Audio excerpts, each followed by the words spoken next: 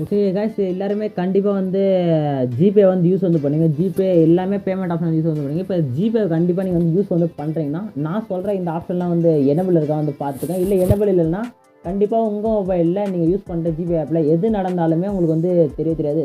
Example money transfer ஆகுது, இல்லை ஏதாச்சும் உங்களுக்கே தெரியாமல் ஏதாச்சும் ட்ரான்ஸ்ஃபர் பண்ணிட்டு இருந்தால் கூட அது ரெக்கவர் பண்ணுறது நிறைய ஆப்ஷன் வந்து இருக்குது. இதெல்லாம் உங்களுக்கு வந்து இது செட்டிங்ஸ்லாம் ஆனில் இருந்தால் மட்டும் தான் உங்களுக்கு வந்து ஷோ ஆகும். தெரியும் ஓகேங்களா? அதுக்கு நீங்கள் என்ன பண்ண சொல்லிட்டு நான் வந்து டீட்டெயிலாக வந்து எக்ஸ்ப்ளனேஷன் வந்து கொடுக்குறேன். ஜஸ்ட் ஸ்கிப்பாக நம்ம வந்து பார்த்துங்க.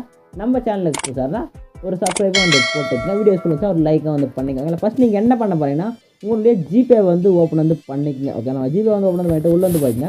உள்ளே வந்து போயிட்டு பார்த்தா கீழே யூ பட்டன் ஜஸ்ட் அதை கிளிக் பண்ணிவிட்டு கீழே அப்படியே ஸ்க்ரோல் பண்ணிவிட்டு வாங்க. கீழே ஸ்க்ரோல் பண்ணால் செட்டிங்ஸ்னு சொல்கிற ஆப்ஷன் ஜஸ்ட் அதை கிளிக் பண்ணுங்கள்.